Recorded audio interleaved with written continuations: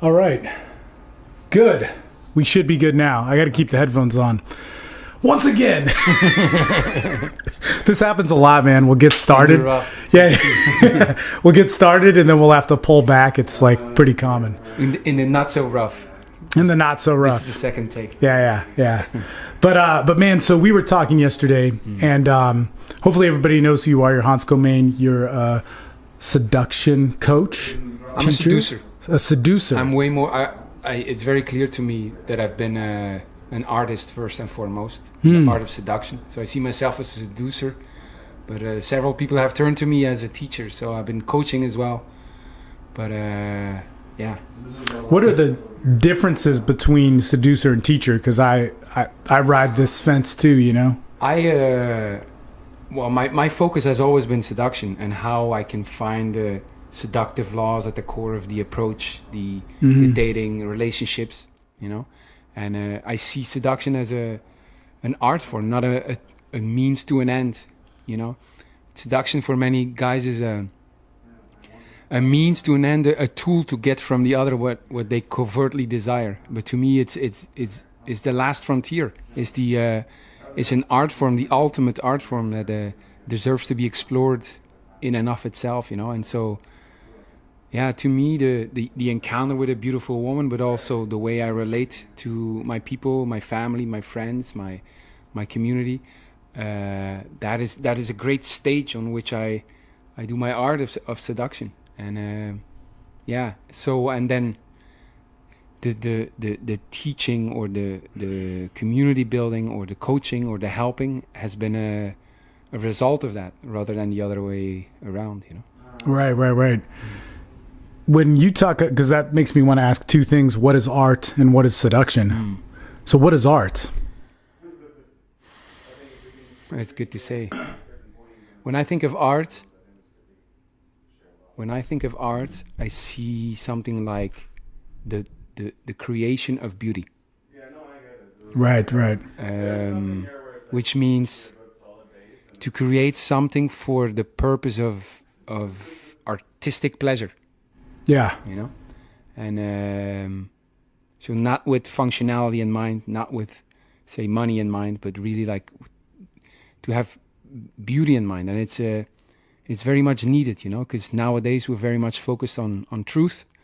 And whereas before, beauty was a value as much as truth, you know. You saw it in the buildings. They were ornamental for just because it's beautiful. And now you see that way less.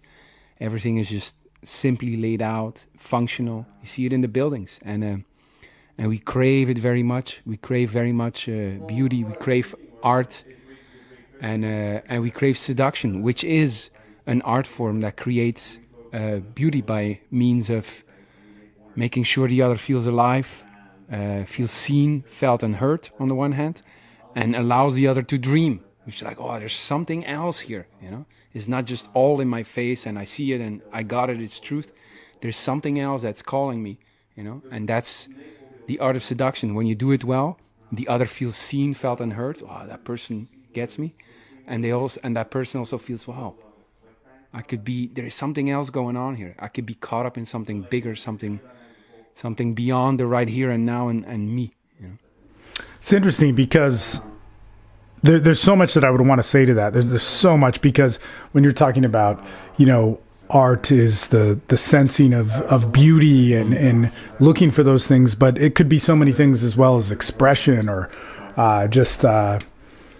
there's a lot. But then also you come to this point that we don't live in art now, or we don't live in the sense of beauty. We live in the sense of functionality and pragmatism or truth or these different things. And we see this over and over again.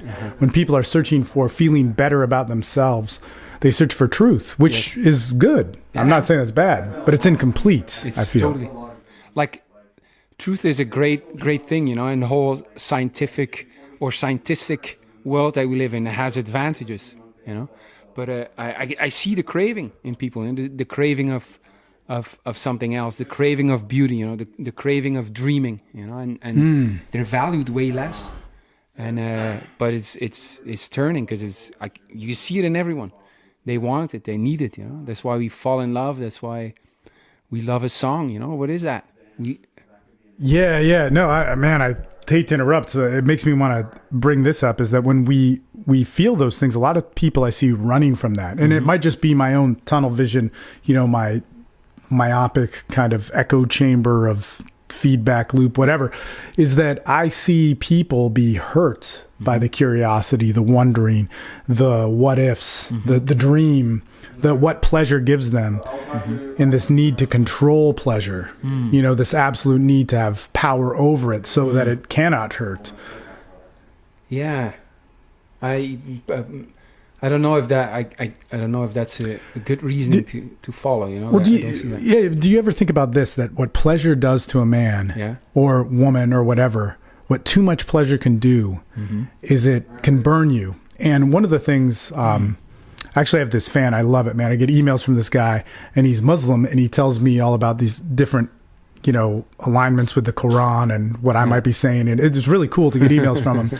And one of the things that I think is that some of my, and I don't know, and I don't want to misrepresent anything, but I remember it being explained to me, even in Judaism too, is that the reason why the women will cover themselves is because men may get out of control by what a woman has, her hair, her beauty, her seductiveness. In Iran, they banned women from singing because it was too beautiful. And when it comes to that, it's like, oh, wow, man, I can get that. I can understand it. A lot of people who may not understand Islam, which I'm not saying I do, but they're just highly judgmental over it. And when people get too much beauty, I think a lot of society, a lot of cultures bring that hurt together and get a collective on it. Right. And try and control that thing. I never thought of it this way. Like I could resonate with too much pleasure, for example. That could be harmful. I can't imagine too much beauty. It's hard for me to. I mean, they're not. But I think that's it. I think too much pleasure and being harmed by that results then in the attack of beauty. Huh. Do you ever think that? I never. I mean, I do think in like the idea of like that there's a, without being conspiratory at all, but there's a danger that comes with real beauty and people like being caught up in that and being carried away, in a sense that for the establishment it could be dangerous, and that it's easier to build a community society on say truth and things that are laid out right there that we have control over, in a sense. But yeah, I only have a sense of like what beauty is and what beauty can do to us, and I do see a great lack of it, right? A great lack in or a yearning for it. Yeah. And that to me is beyond any doubt. Yeah. I remember I used to have this client, he was a musician, and he said that human beings are the only human beings that create music. And I suppose birds do, or we don't really know the I guess, communication allure that other animals might have and so on. But it's such a big factor with humans to create something that spawns curiosity, but also makes us think deeply, that makes us want more, that makes us also in touch with ourselves. I think it's so attached to belief. I 100%. Like I explore in my courses, for example, anger. And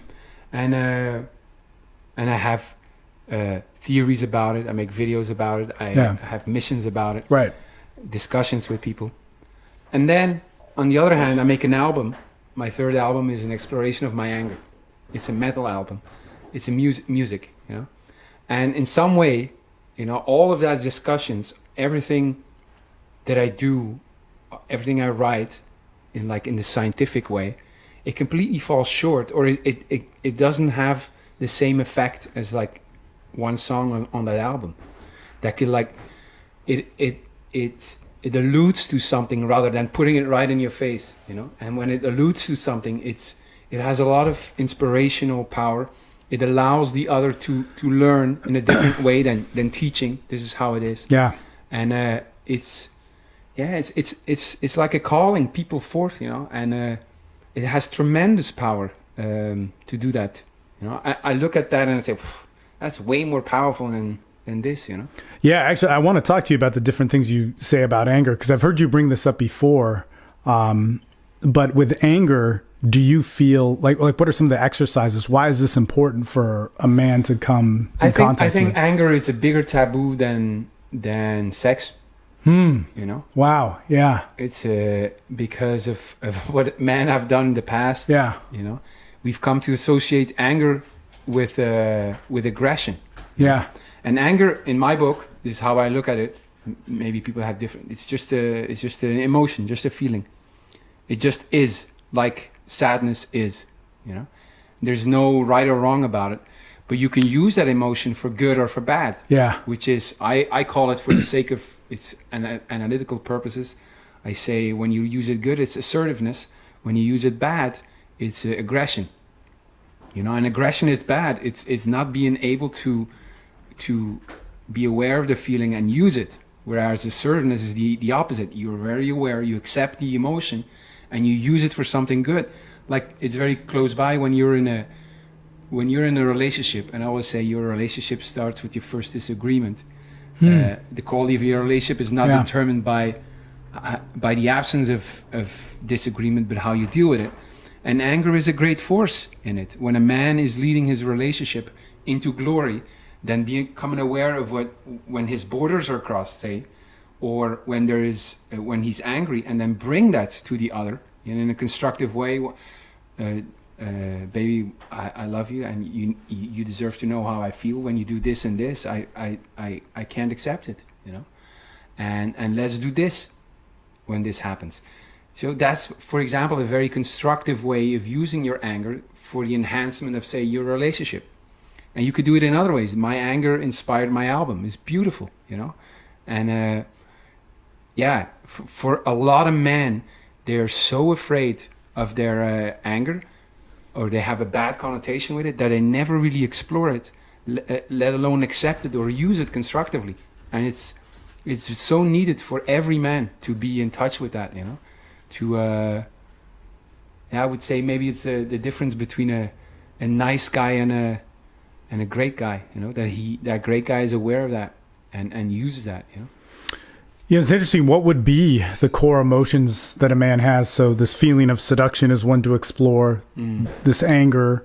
What else do you work with?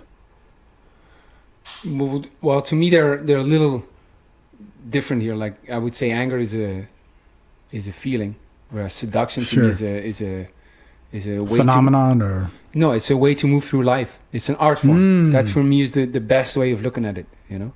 And anger can be used I use anger all the time, you know, for my seduction, and it's very important. Like I always say, a woman is attracted to a man for his strengths, but she loves him for his weaknesses, and it's a lot of seduction thrives on energy, which is to me the juxtaposition between two different things. Say joy and anger. Say closeness and distance, and that like juxtaposition is essential.